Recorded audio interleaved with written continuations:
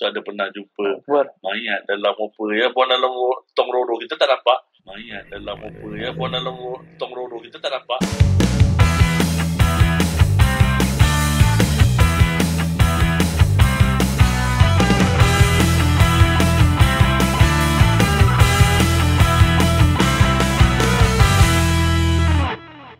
Assalamualaikum dan salam sejahtera. Selamat datang ke Faiz Arsyad Channel. Alright. Hari ini, malam ni, kita punya video agak berbeza. Ini kita akan bual bicara mengenai kerjaya. Alright. So, tetamu jemputan kita adalah Cik Muhammad Reza, iaitu aku punya classmate daripada zaman Politeknik dulu. So, daripada 2005 ada kenal dengan Cik Reza ni. So, aku panggil dia Bob. Dia panggil aku Jang. So, kalau korang dengar Ujang, Bob, Jang, Bob, tu kita orang punya nickname lah. Okay, so malam ni kita akan dengar cerita lah daripada Cik Reza tentang kerjaya dia lah. Okay? Okay, Bob, boleh kenalkan diri? Okay. Assalamualaikum, salam sejahtera. Nama saya Muhammad Reza bin Azmi. Saya membesar di Sungai Buloh, letak di Sungai Buloh, lepas tu pindah dah kahwin, duduk dekat PPM Metropolitan Kampung. Saya lepas habis SPM, saya melanjutkan pelajaran CJ di Politeknik Sultan Haji Ahmad Shah di Kuantan. Habis dekat Kuantan, sambung belajar pula dekat Politeknik Ungku Omar. Di Politeknik Ungku Omar itulah saya berkenalan dengan Muhammad Faiz, kawan saya sampai sekarang. Lagi satu, lepas dah habis belajar, saya terus minta kerja dekat Kuala Lumpur Travel Station dekat Jinjang ni. Alhamdulillah, tu ada rezeki terus dapat. Daripada situ saya lepas habis study, saya terus kerja kat situ. Daripada technician, lepas tu jadi supervisor, dan sampai sekarang ni saya jadi supervisor operation lah. Tempat kerja saya ni boleh katakan unik jugalah, sebab tak banyak tempat travel station yang ada dekat Malaysia ni. Mungkin kalau yang ada pun dekat KL, dekat Penang, rasanya macam tu lah. Jangan, ya. Tadi apa nama dia? Kuala Lumpur Transfer Station. Okay, Kuala Lumpur Transfer Station. Dia punya main purpose dia. Okay. Dia punya fungsi Kuala Lumpur Transfer Station ni, dia akan lori-lori kompakter yang kecil ni, dia akan pergi ke Kuala Lumpur Transfer Station ni. Jadi dia akan dam sampah dekat situ dalam hopper. Daripada situ adakan mesin, nama mesin compactor.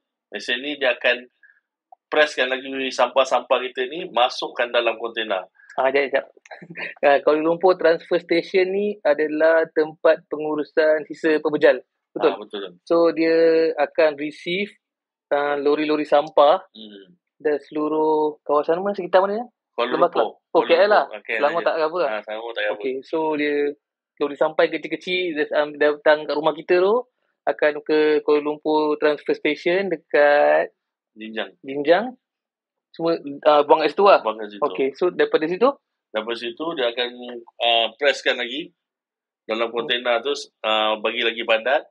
Jadi daripada kontena tu nanti kita akan ada lori scanner akan bawa terus pergi ke landfill Bukit Taga. Kat situ baru kita akan buang dekat landfill sana. Bukit Taga. Okay. So maknanya kalau yang padat-padat tu, sampah jadi kotak lah. Dia tak jadi kotak, tapi dia padat macam tu je lah. Dia padat, dia tak boleh jadi kotak. Sebab apa? Sampah kita ni kena faham, sebab sampah kita ni basah. Dia tak dry, dia tak apa. Sebab tu lah yang apa, dia tak boleh nak padat sangat kan. Dia tak boleh jadi petak ke apa, tak boleh. So dia dalam bentuk macam mana? Bulat ke, sfera ke, silinder? Dia juga, tapi bila kita inject sampah tu, nanti dia keluar macam biasa lah. Dia petak, tapi bila sampai hujung end up, dia berderai lah, macam tu. So dia dekat takkan petak tadi. So dekat Bukit Taga tu tak, dia mana, tanam ke apa? Dia akan tanam. Dia kita buang, dia akan tolak, lepas tu dia akan tanam dengan pasir. Dengan tanah lah, dia akan tanam dengan tanah. Lepas tu bila ni tanam lagi, dia buat by layer lah sampai tinggi. Okay. So masa mula-mula masuk kerja dengan KL Transportation ni, mula-mula dia punya position sebagai apa? Mula-mula saya masuk dulu, saya sebagai technician. Technician ni tugas dia operate sampah ni lah. Guna dia ada sistem dia, kita tengok daripada CCTV, bila tekan button tu, run, nanti sampah akan masuk, ada akan silinder akan press masuk dalam kontena tu.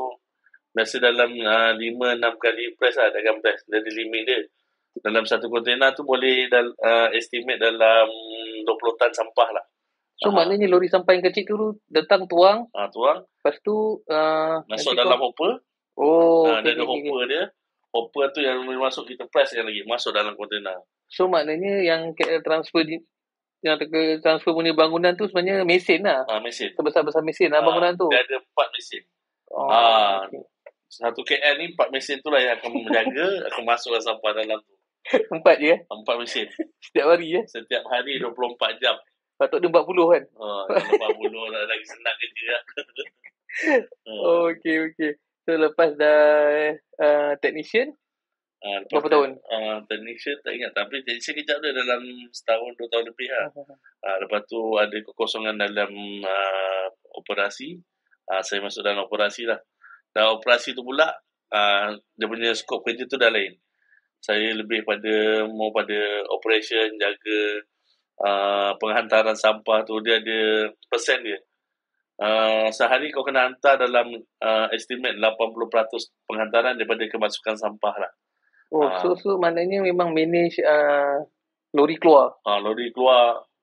Jadi daripada pihak workshop bagi lori kat kita berada driver pun kita buatkan jadual apa semua, shift ada A ada B macam tu lah. Rotate lah. Jadi dia akan buang lah sampah. Okay. Lori yang Bob cakap ni bukan lori sampah yang kecil tau. Dia lori trailer yang panjang. Berapa kaki Bob? Tak pasti dah berapa kaki. Tapi macam kontena lah. So lori tu akan ambil sampah yang dah compactkan tu kan. Yang dah kena press tu, lori tu yang akan bawa pergi Bukit Tagar untuk buang kat sana kan. Betul. So Bob sampai sekarang Bob sampai sekarang masih lagi operasi keluar masuk lori lah. So maknanya Bob handle lori operation, penghantaran dengan manpower lah. Manpower lah. Jadi manpower kena cukup, lori kena cukup. Jadi penghantaran tu jadi sukses lah. Okay. So dalam pekerjaan ni, apa cabaran dia? Apa yang pernah kau lalui masa sepanjang bekerja lah? Cabaran itu mengenai trafik. Lepas tu keadaan di Bukit Tagar tu macam mana kan? Sebab apa keadaan kat sana jalan dia pun tak berapa cantik kan. Jadi bila hujan, kita punya lori pun tak boleh nak naik buang sebab jalan dia licin apa semua kan. Jadi kat situ kita punya waiting time tu jadi tinggi. Bila waiting time tu jadi tinggi, kontena kita tak boleh sampai awal dekat TS. Jadi lori-lori kompeten ni akan tunggu kita sampai kita sampai. Kontena tu ada pusing, naikkan pusing, tapi sampai end up dalam satu masa tak boleh nak pusing sebab kita waiting time kita lama dekat Bukit Tagar ke. Lagi satu ada kemalangan dekat highway ke, menyebabkan kita lambat sampai ke point lah, A ke B macam tu lah. So mainly trafik lah dia punya isu utama dia. Trafik lah dia punya masalah utama dia tu kan. Pernah tak lori rosak ke, lori accident ke, langgar orang ke?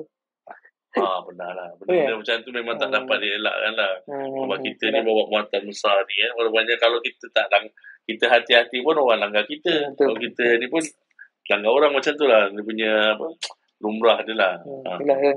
Kita pun faham sendirilah kan pengerai pemandu kat Malaysia ni kan. Okey. Ada kisah menarik untuk dikongsi semasa bekerja? Kisah menarik. Suasana kata ni nak tanya masa mula-mula kau masuk kerja, tempat tu kan area pelupasan pelupasan sampah apa macam bukan perasaan, kau punya experience lah masuk tempat kerja situ, sebab tempat pelupasan sampah ni kan rare, memang tak ramai yang kerja kat situ ataupun tahu ada kerja kat situ. Kan. So, Sebab- experience kau, suasana tempat kerja. Dia sebab apa saya dengan Faiz dulu pernah kita orang sama-sama print resume banyak-banyak, hantar sana, hantar sini, hantar sana kan, tak dapat-dapat. Kadang tak pergi interview pun tanya, tak payah aja, kita keluar je lah, memang tak dapat juga, keluar juga tak dapat kan.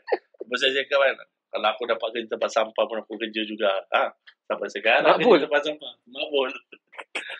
Alhamdulillah lah, kerja kat sana, saya sampai sekarang pun adalah 13 tahun, 14 tahun saya kerja kat sana, memang kerja shift.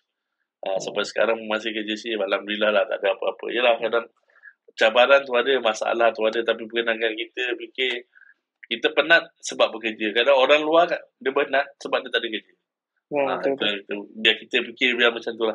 Biar kita penat, kita letih, ada masalah tu sebab kita bekerja. Orang lain penat, letih, tak bekerja, lagi susah, tak ada duit kan. Alhamdulillah lah, syukur apa yang kita ada sekarang.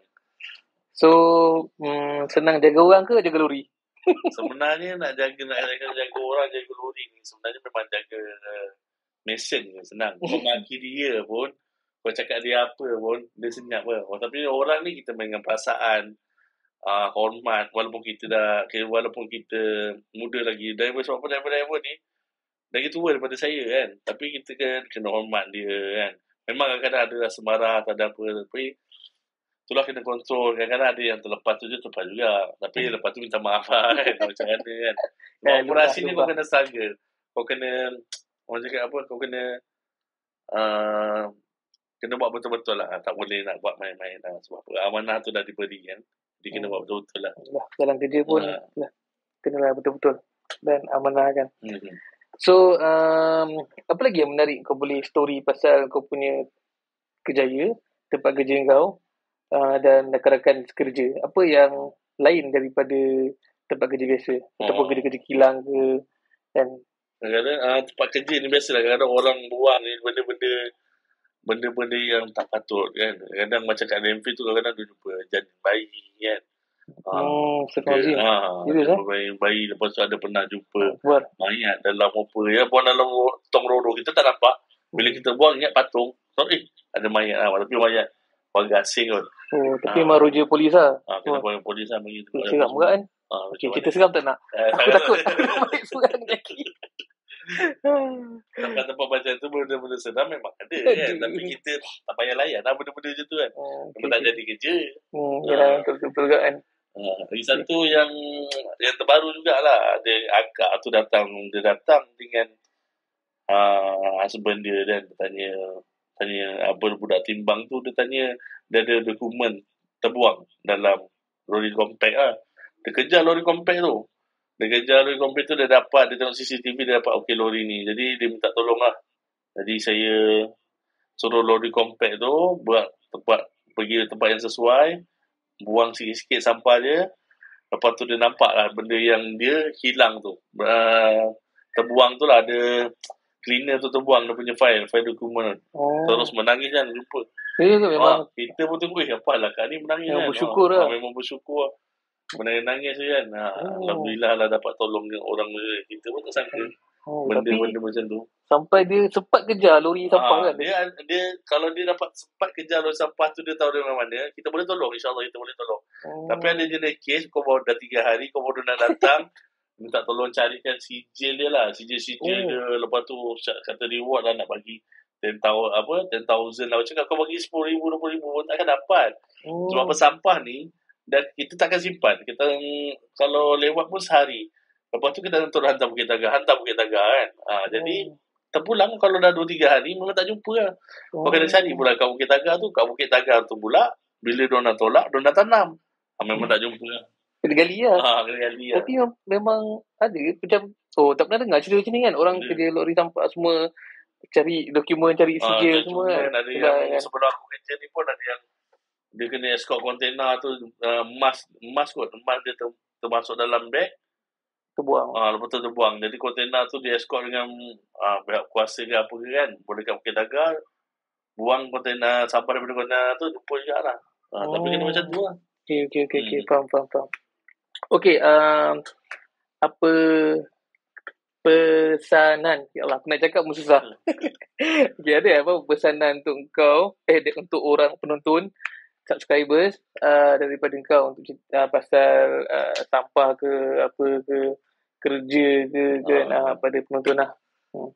Saya kerja bahagian ni memang dah lama. Jadi sebenarnya untuk sampah ni kita boleh follow negara-negara luar bagi pengasingan sampah, tapi benda tu kena buat dengan serius lah. Maksudnya kita mula daripada budak kecil kita mula.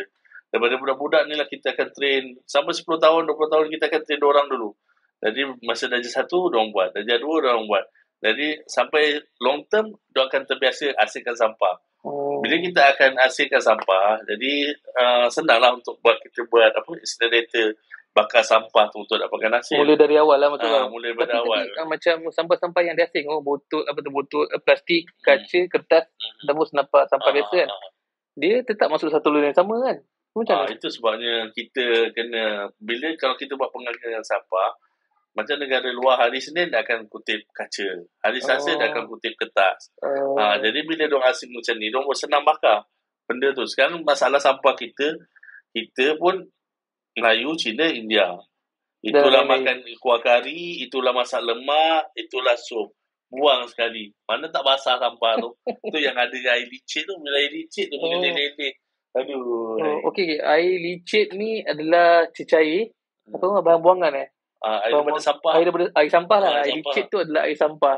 So itu jadi masalah. Itu jadi masalah. Masalah kita ni kan. So dia proses ke kalau dia kata dapat kita orang, dia akan proses, dia akan rawat, dia akan press. Jadi bila keluar dekat sungai, memang air tu akan jernih. Dah ada apa nama tempat dia lah, untuk plan dia tu yang bagi rawat dia lah. Rawat air supaya air tu keluar tu bersih lah. Okey. Kos kat situ untuk membersihkan air licin. Okey, so itu saja pesanan daripada Abang Bob kita atau Encik Muhammad Reza berkaitan sampah ataupun pelupusan sampah. Okey, ulang sekali lagi. Encik Muhammad Reza ataupun Bob sekarang adalah seorang supervisor Bob. Supervisor dekat KL Transfer Station, di mana KL Transfer Station ni dia merupakan tempat transit sampah daripada rumah korang, lori kutip, pergi KL Transfer Station tempat Bob kerja, dan Bob akan handle lori-lori yang besar yang ambil sampah pergi ke Bukit Tagar untuk dilupuskan. Betul. Right.